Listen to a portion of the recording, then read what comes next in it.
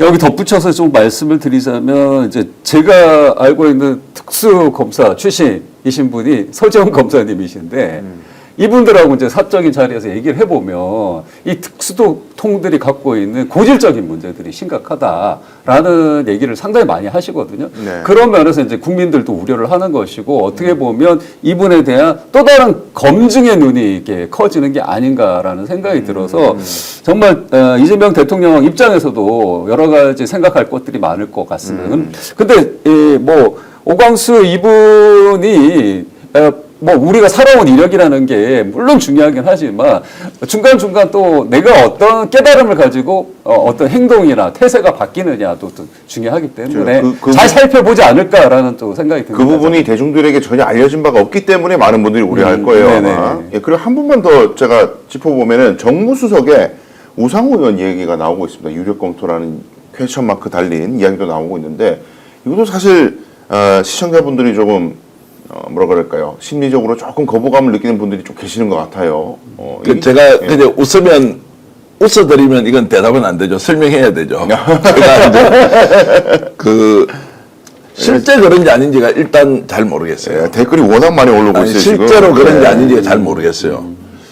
그리고 뭐 정무수석으로는 이제 정치인 출신이면 훨씬 더 좋지 않습니까? 예약관계든 또는 이제 정부적 판단을 할 때 필요한데. 가교 역할을 잘할 수가 있죠. 여러 가지. 제 감을 있는 그대로 말씀드리면 호흡을 잘 맞춰서 할 수 있겠느냐? 자, 지금 비서실장이 강훈식 의원이 네. 맡게 되어서 이제 쓴소리 네. 반대되는 의견은 다 모아갈 건데 여기에 다시 한번 이재명 대통령이 하고 있는 일에 대해서 정무적으로 이걸 어떻게 풀어가야 될지 그러면 우상호 의원, 전 의원이 전 대표가 이제 국회나 이런 여러 가지 관계를 풀어나갈 때, 이게 얼마나 효과적일까? 그러면은 사람이 없어서 쓴다? 아니면 내년에 강원도지사 이야기도 나오니까 선수로 좀 기용해서 쓰다가 강원도지사로 나가는 것이냐? 뭐 이런 이제 추측이 가능한데, 요렇게 쓰겠구나라고 하는 완벽한 또는 좀 대단히 정교하게 딱 짜여져 있는 뭔가 프로세스에 의해서 간다는 느낌이 좀 덜 드는 거예요. 예. 그래서 이것은 한번 여론이 어떻게 반응하는지를 올려보자라고 했을 가능성이 있지 않을까. 정무수석은 의외로 할 수 있는 사람들이 굉장히 많이 있고, 그렇죠. 인재들이 아마 차고 넘칠 거예요. 민주당 쪽에서도. 또는 이제 전 정부에 참여했던 사람이든 누구든 이런 걸로 본다면 우상호 전 대표를 활용할 가능성이 있다라는 쪽에서는 저는 확률이 좀 낮지 않나 이런 생각이 듭니다. 예, 워낙 근데 이제 시청자분들이 좀 안 좋은 기억 갖고 있는 분들이 많이 계시다 보니까 거의 뭐 우상호 의원 이야기 꺼내기도 전부터 정말 많은 분들이 반대한다는 댓글들이 지금 계속 올라오고 있습니다. 실제로 우상호 전 대표가 정무수석이 되면 여러 가지로 이제 본인이 어떤 좀 단점을 가지고 있는지 그리고 실제로 이제 언론에서 이미 취재를 해놓은 이런저런 사안들이 정치적으로 굉장히 이제 복잡한 논쟁거리가 될 가능성들도 있어서 이 사람 아니면 안 된다라고 하면 아마 쓸 가능성이 있지만 이 사람이 아니어도 다른 사람이 있다고 할 경우에는 우선순위를 1, 2순위에 배치하고 할 가능성이 있겠느냐. 그럴 필요성이 지금 이재명 정부에서 있나라는 부분에 대해서는 뭐 그렇게 하여튼 제가 보고 있습니다. 그러니까 항상 이 이제 내각을 구성하는 데 있어서는 인재풀이 좁다라는 얘기도 있지만 그 좁은 인재풀 안에서도 한 사람만을 이제 후보군에 두고 결정을 하진 않는다라는 그렇죠. 것이 네. 통상의 논리이기 때문에 우상호 의원이 지금 유력 검토되고 있는지 이 부분에 대해서는 저도 모릅니다만 이 우상호 의원 말고도 다른 분들도 충분히 계실 것이다. 2순위, 3순위가 있을 것이다 라는 말씀을 드리겠습니다. 맞아요. 과거부터 이재명 대통령의 인사 방식이 적어도 3배수는 염두에 두고 항상 생각한다고 저는 알고 있어요. 그래서 한 명 딱 찍어놓고 이거 한번 흘려가지고 여러 한번 볼까 이러지는 않으시고 그리고 분명한 거 제가 확신할 수 있는 건 어떤 인사가 됐든 추후에 충분한 설명이 있을 것이다. 윤석열처럼 대충 그냥 뭉개고 뭐 그냥 이 사람이 적임자다 이게 아니라 왜 그 사람이 필요하고 그 사람의 실적이 뭐가 있어서 어떤 쓰임새가 있는지는 분명히 설명할 것이라는 그런 확신은 있습니다. 이제 몇 분의 인사 과정을 보면서 이재명 대통령이 인사의 방향 이런 것들이 그 매우 이제 좀 현실적으로 저한테 읽히는 건 이런 거예요.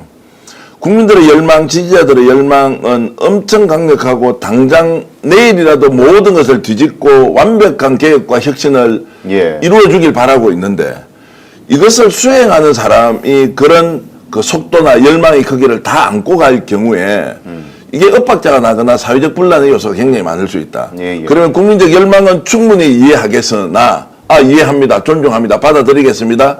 그러나 이것을 집행하고 실행하는 과정은 속도에 대한 것. 그 다음에 이 참모라고 해야 됩니까? 책임자 또는 권한자가 뭔가 일을 할 때 매우 신중하게 돌다리도 두드리면서 가는 방향으로 가되 전체적인 속도는 늦추지 않는 정도에서 개혁의 방향들을 잡고 가는 것 같아요. 그래서 어떤 경우에도 속도가 빨라서 박수를 받는 경우 개혁 과제 중에서 예. 그것은 민생과 이제 당장 국민들의 살림살이와 관련된 문제는 속도로 빨리 가서 해결해야 이제 효과가 생기는데 그렇지 않은 이해 당사자가 존재하는 이슈와 관련해서는 완벽하게 국민적 합의를 하고 있는 예를 들어 특검법, 3법 이것은 뭐 속도적으로 가서 이제 끝장을 내야 되는 일이니까 이건 합의가 됐다고 보는 거고 그렇지 않은 자 국회 관계를 여야 간의 협치나 협력 관계를 어떻게 구축할 거냐 정부 수석이 굉장히 중요할 거 아닙니까?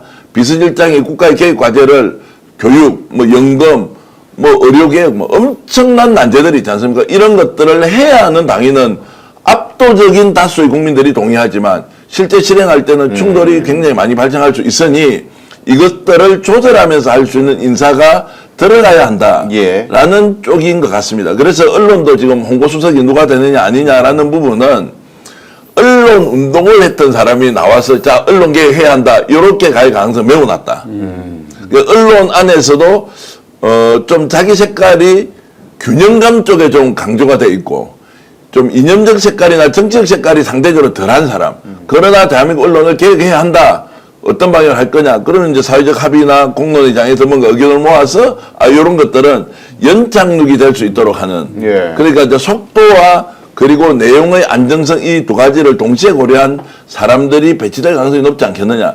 대체로 그런 쪽으로 가기 때문에 쉽게 얘기하면 우리 같은 스타일은 아예 못 들어가는 거예요. 우리 같은 스타일은 아예 못 들어가는 거고 뭐 들어갈 신방울 없으시고 아니 들어갈 뭐 여건도 전혀 안 되지만 뭐 제가 말씀드린 그래서 제가 우스개로 말씀드리는 게 바깥에서 우리처럼 힘쓰고 열심히 나라 바꾸자고 외쳤던 사람은 기회 없다. 그래서 마음 푹 놓고 원래 살던 대로 다 살면 된다라고 제가 주위에 얘기를 하죠. 저도 사실 이 말씀을 네. 여러 군데에서 듣고 자꾸 저는 대구 가면은 네. 연락 안 오냐고 청와대에서 자꾸 이런 얘기 하는 사람이 있어요. 오신 거 아니세요? 안 와. 올 수가 없어. 저는 그냥 선봉장으로 싸우는 사람이지.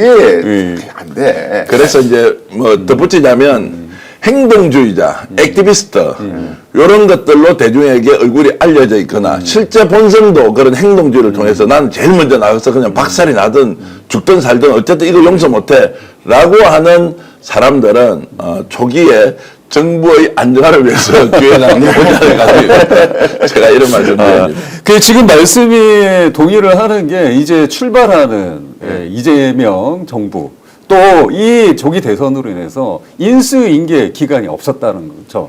이걸 이제 비춰보자면 지금 인선 작업에 있어서 제일 중요한 부분 중에 하나는 어쩌면은 손발을 맞추고 바로 실행할 수 있는 사람들이 먼저일 것이다 라는 것이고 우리 이재명 대통령께서 밝힌 바와 같이 잠시 개혁의 의지가 내가 없는 것이 아니라 뒤로 밀어두더라도 네. 민생 안정이 지금 먼저다. 지금 뭐 김민석 총리 후보도 그런 얘기를 했지만 IMF에 버금가는 지금 경제란에 그럼요. 시달리고 있기 때문에 이 민생의 고통 먼저 해결해야 된다. 그래서 어쩌면 논란을 조금 좀 피하는 방식으로 지금 안정적인 모습으로 가는 인사 정책이 펼쳐질 수도 있다라는 생각이 들고요. 네. 제가 예전에 이제 대통령 전용기를 타본 경험이 있지 않습니까? 이런 거 보면은 이 대통령 전용기 하나 탈 때도 정말 절차가 많거든요. 준비가 철저해야 됩니다. 근데 지금 당장 이재명 정부는 바로 이륙해서 G7도 가야 되고 뭐 해외 순방도 해야 되고 트럼프도 만나야 되고 그러니까요. 외교 통상 문제까지 있는 거 아니겠습니까? 그만큼 지금 준비 기간이 부족하기 때문에 이미 검증된 사람들 안정적인 체제로 갈 수밖에 없다라는 점에서 예. 개혁을 간절히 바라는 우리 국민들의 열망이 있지만 이거에 조금 못 미치더라도 여러분들이 실망할 필요가 없다. 예. 네. 오늘 방송 어떠셨습니까? 마음에 들었다면 구독, 좋아요로 스픽스를 응원해 주십시오. 여러분들의 구독, 좋아요는 가장 큰 힘이 됩니다. 스픽스 구독, 좋아요.